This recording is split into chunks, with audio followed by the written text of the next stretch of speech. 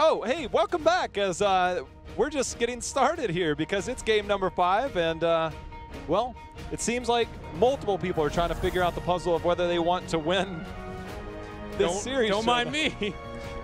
I got it close. I figured everything but in the corners, and then I failed. It's close again, but look, I'll get there. I'll figure it out. I will say I've been impressed watching him do it, but you know, we'll see if we get the ultimate completion, or whether we get the ultimate completion of the reverse sweep, because LFM took the first 2 games. Now we find ourselves tied 2-2 as Team Freedom starting the comeback here. Dreadnought, it seems like momentum's definitely in Freedom's favor. And I can't help but feel like with the amount of confidence Freedom walked into this series, I feel like with as based on the performance at the Western Clash, and I can't help but feel like you know, very few teams look at the name of LFM and go, that is something with a major amount of, you know, intimidation, and look at that as a daunting task. So now with that, and I feel like the realization, okay, we still got this in us, I feel like this is going to be difficult here for LFM, but I'm still impressed. No matter the results we get in this game 5, LFM looked like a different team today. I'm curious on where they're going to take us, whether they want Battleground control or whether they want first pick still. And it is going to be Battlefield of Eternity, and we see LFM still wants that first pick. And Team Freedom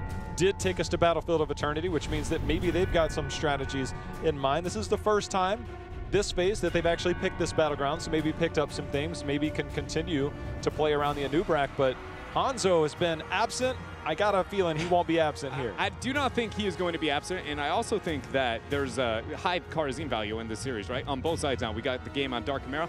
Battlefield of Eternity is the Karazim battleground, so I feel like this is suddenly, I think, should change, especially looking at the second ban phase, maybe some of the support priority. If you pick up the High Deckard, for instance, it's not going to be as appealing to focus into that. And LFM's been willing to ban out the Karazim, I think, twice so far within this series, so it's going to be curious to see how that kind of unfolds. And also the Warrior game, because now that we got that in New Barak, and Garrosh is kind of questionable, and Murden high value here. Highly questionable on the Garrosh so far. It's just, there's so much control around the Garrosh. You know, I'm just going to take a shot in the dark. I saw Rexar earlier. I wouldn't say this is a Rexar map, but we have seen some changes towards Artanis. I was trying to solve my cube in the downtime, and the camera caught me, dude. Come on!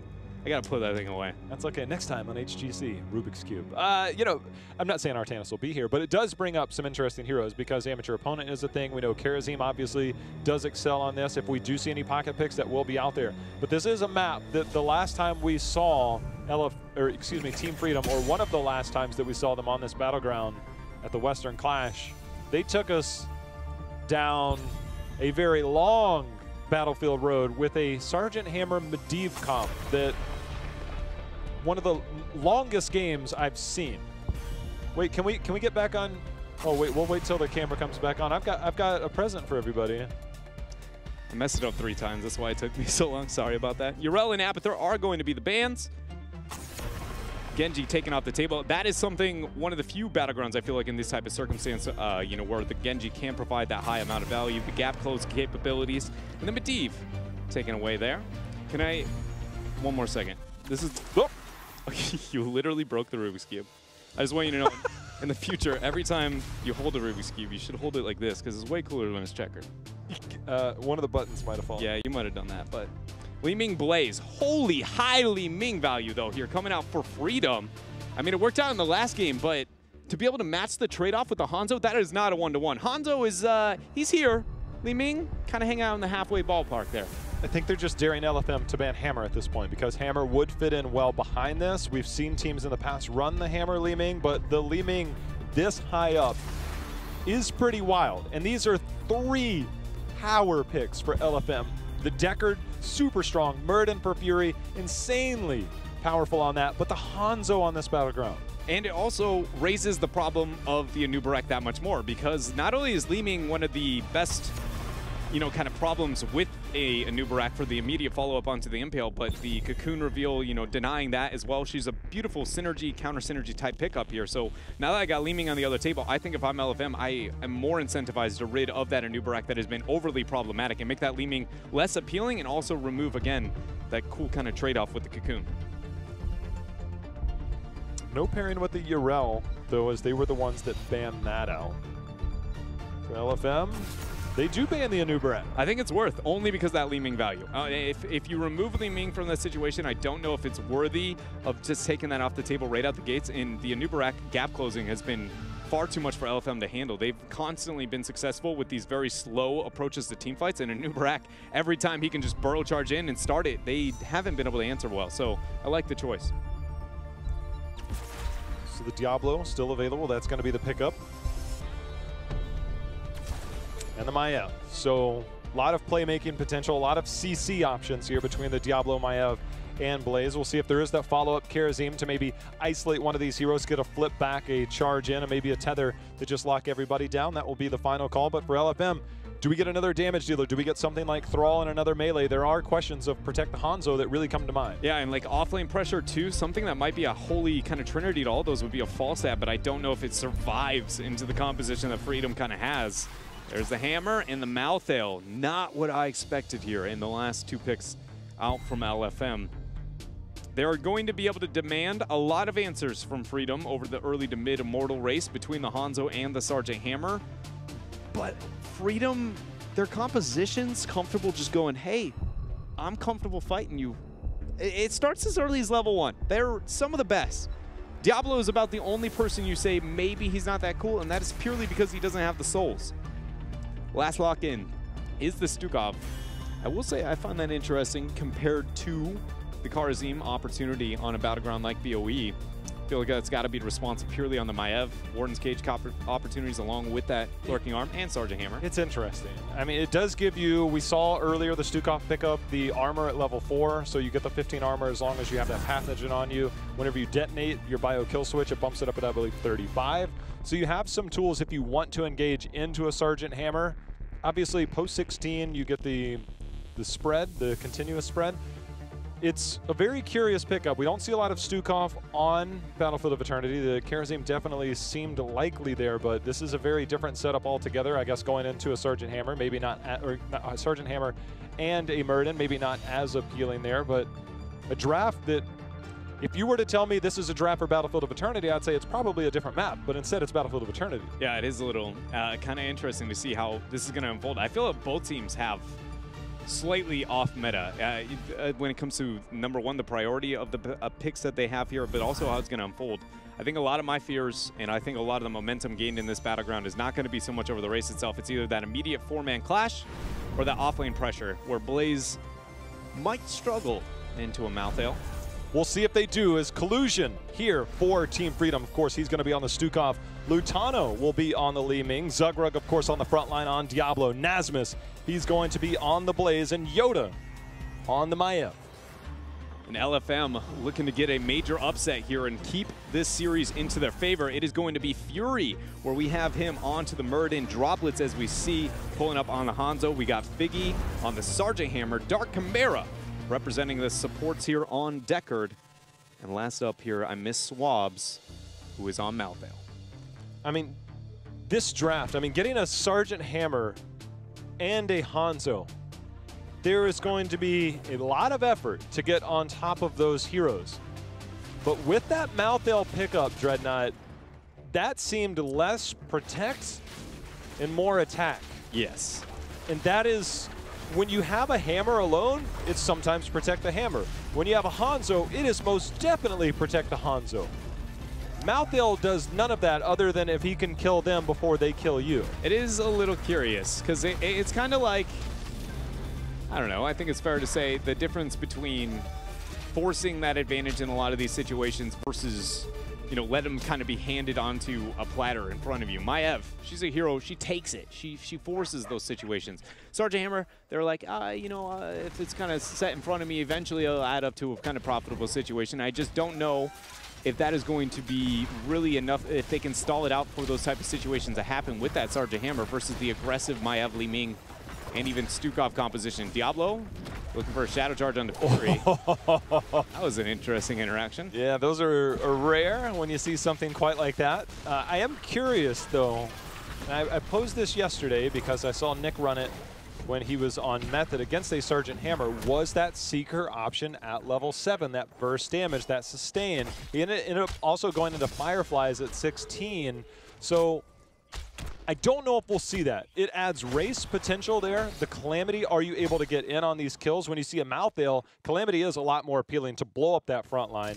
But we'll see how this build does unfold. I think I personally like the adjustment with the Seeker. One of the differences, because Dominance is, or not the talent trade-off there, the Calamity versus the Seeker trade-off there in that type of situation, the single target kill potential is obviously nice and appealing, but the threat to a Sergeant Hammer is going to be far more significant into the game. The only thing that it really like kind of takes away from you is, again, the higher probability of having those Calamity resets against the melee, but you still have the dominance, you still have the opportunity to have that damage output. It's just less reliable of a win harder hero, which Li Ming doesn't always have to be that character, right? There are a lot of other characters that can kind of fill that role within the team fight, so I'd like to see adjustment there. Actually, even a different direction there with the level 4 Triumvirate. Oh. So he is max range orbing. Are we going to double orb? Nah. I don't think you Triumvirate with the other orb at 7. This is the one map where I've always wondered, Triumvirate, could you get the value? Because if you can splash off the Immortal at max range, so you get the cooldown reduction when you hit beyond, I think, 75%. It's basically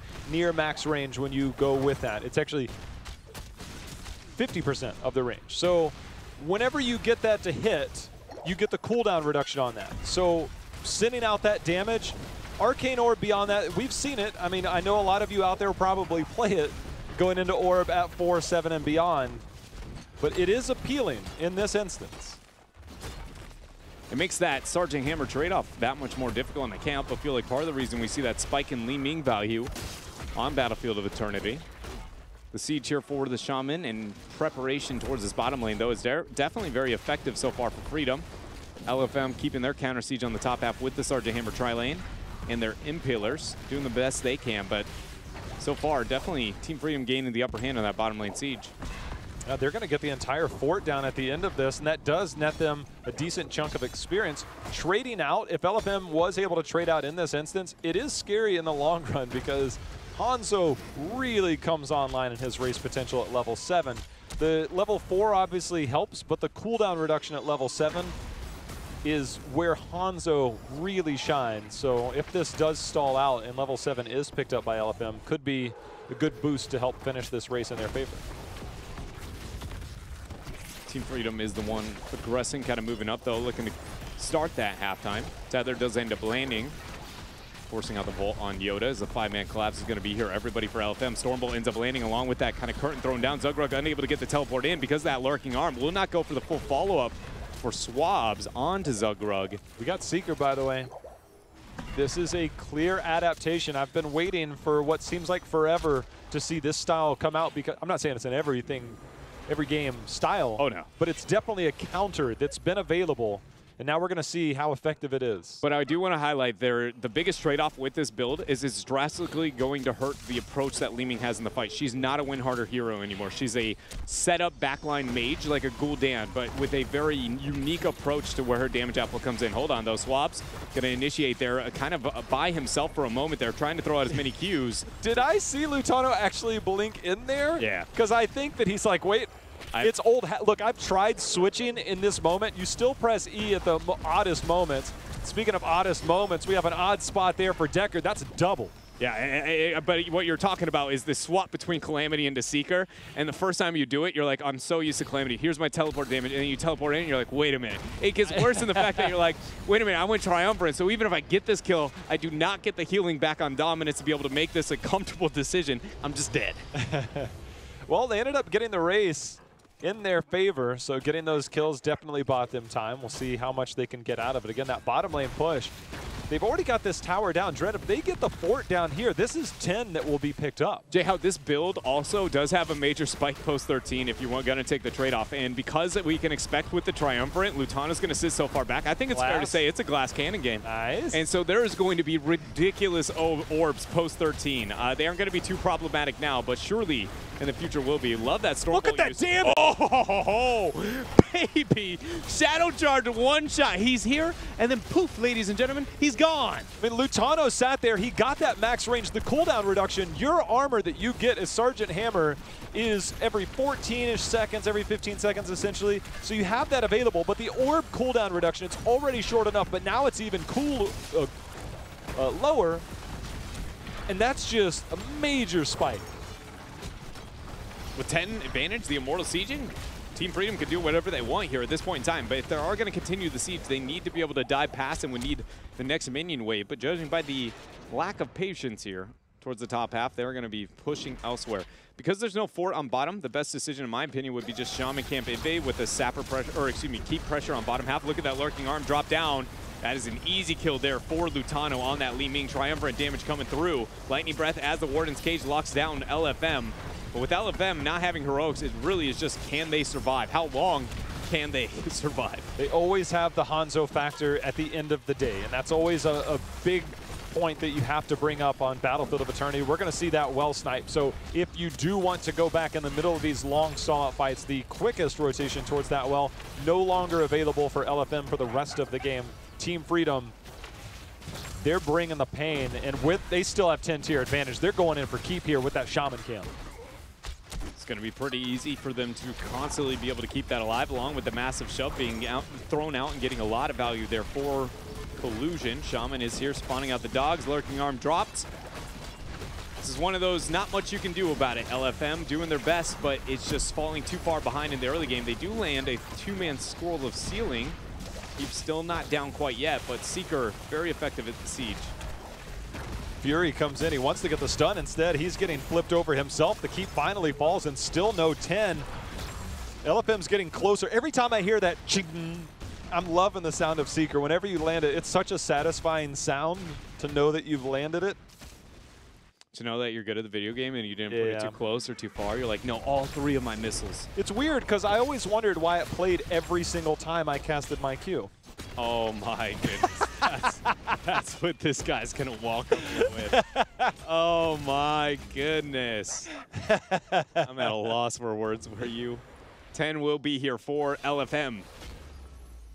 But they need to bring a fight. 13 talent tier is soon to be achieved for Team Freedom. That means defensive posturing with an all-in before the 13 window. Ideally sooner rather than later, otherwise the initiation becomes too predictable. On to Team Freedom. You find far less room for forgiveness on how to approach that. Look at Nasmus, confident they're in that positioning. It's always weird. You know you have the catapult advantage, but this early in the game, those catapults are not nearly as threatening. So you do have a much longer time frame than you normally would, as Lutano just continuing to try and assault Figgy there on the hammer, and the Triumvirate is getting value right now. The Seeker is too, as you hear that charge off. Threatening back Figgy once more. I love this. It looks like Lutano almost calling out the 1v1 there onto Figgy on that back line.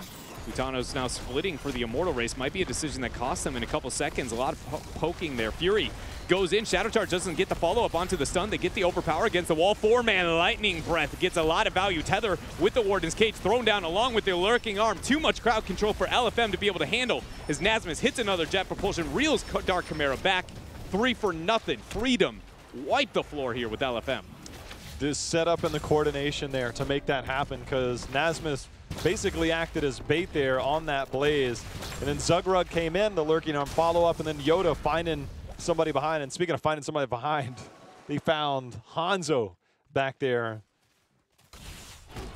So for Team Freedom, they're going to go back. They stalled the cap of that, at least momentarily.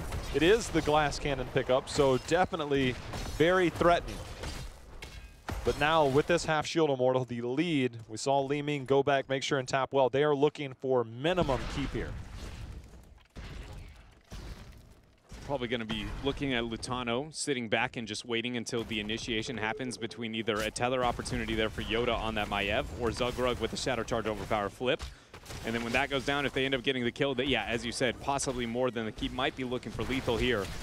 LFM, their best chances are going to be just trying to dive past the Immortal, ridding of this shielding as fast as they can. Good job there. Pre-cleanse already used there onto Figgy. Might be something as Zugrug tries to capitalize They're pinging on. it. Oh, I was going to say the stun came in. There's going to be the stay a while and listen. Do we get the follow-up of a Dragon Arrow? Is that going to come in at all? As we see, there's the damage in return by Lutano. This keeps still at half health. Yoda going in deep here, Dread. Yeah, maybe a little bit too far. And there's the Dragon's Arrow response hitting 3. The Lightning Breath ripping apart LFM as the lurking arm is just bodying there. Great play from Collusion with that 2-man root, but they are not done. LFM smell blood in the water, and they want some of it here. They need some of it here. 10-0 in kills here in favor of Freedom, and they continue their siege. Team Freedom has another wave of minions, so they reapproach the keep here. They also have the long-range poke. That Seeker does give you sieging potential. If they get this keep down, this would be a major boost for them as the game goes on. Collusion buying space and time by giving the stiff arm to Sergeant Hammer. Yoda does end up burning his escape, though. Root scroll of ceiling goes down. They're going to try and take advantage of that. Warden's Cage already popped early, and Vault already used. That's 95 seconds until that's going to be back here. LFM still trying to keep their aggression. Not able to hit a dismount there with the scatter arrow. Pressure towards top with the triple catapults. They have to back out. And Jayhow, though the game is not over, it doesn't really get any prettier than what it was there before that last Immortal. Look, every time I see double keep down, there's instantly that Dignitas logo that always stares back at me. Yeah. It's burned in my mind. It's like the amount of times I've seen people lose double keeps, they're like, you know what, we'll just come back, no big deal.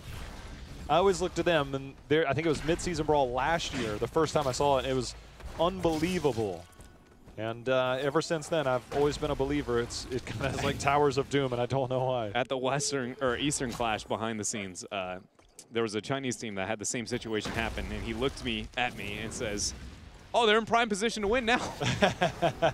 Just because the double keep curse is such an interesting conundrum. And as we've said, a surprising amount of teams somehow come back from what seems like an unwinnable position here on Battlefield. Lutano right there is, I want to highlight the triumvirate use. He got it so that it was hitting between both Sergeant Hammer and the Immortal. So he gets the reset, the full cooldown, but the Dragon Arrow comes out. That's going to be a whiff. We're going to see the Avatar activated, and right now it looks like the zoning is real. Zugrud holding position for now. Kiting around as well. Look at that. Yoda getting a 3-man, 3 Qs in a row. Bunkers are going to be dropped. Stay a while and listen along with the jet propulsion going down, but that's 1 for 1. Yoda has gone down here for Team Freedom along with Sergeant Hammer for LFM. But that is a bigger loss on the side of Freedom because, ladies and gentlemen, remember what I said about this Li Ming build. It is a less win harder. It is shown in this last team fight. Lutano falls down to about 10%, draws a lot of resources out of the support, and they cannot get that kind of all-in momentum they normally get once they get themselves the Sergeant Hammer kill. By no means is it a poor pick, but I'm just highlighting it is very different here with this Li Ming build. Catapults forced to be dealt with, and the minute that shows, Team Freedom moves right back in. They're going to send us to the halftime show. 3-level lead, talent tier advantage, now 2-level lead. But for Team Freedom, they're in that prime position to try and close this out. But it is top-bottom, so another defensive approach here. See if LFM has that miracle team fight in them. They got to keep up the pressure, starting with Big E there, as you see Droplets doing his best with the scattering arrows. Not finding too many auto-attack targets, though, to get the reset on with that level 7 talent. Stormbolt goes out. Fury now in retreat. Look at Yoda's flank. This is a huge collapse here. He has Warden's Cage available too. He's not going to commit to it all the way, just trying to provide vision for Freedom. Catapults are mounting Dread in both lanes. Again, it's still early enough, but it is definitely going to be threatening soon. I think that might be actually 3 on top. That's enough to get a lot of damage onto the core. Will LFM actually get the back out? We'll find out. Stay a while and listen, trying to hit the bunker as they get the full retreat. Last right thrown down. The race still being here for Team Freedom, but they're going to lose themselves. Blaze, damage on the core is now coming through as the shielding has been taken off the table. 2 catapults now building through bottom, and now 60% shielding on this Immortal. Lutano just trying to stall the backing there, allowing the catapults to continue to do work.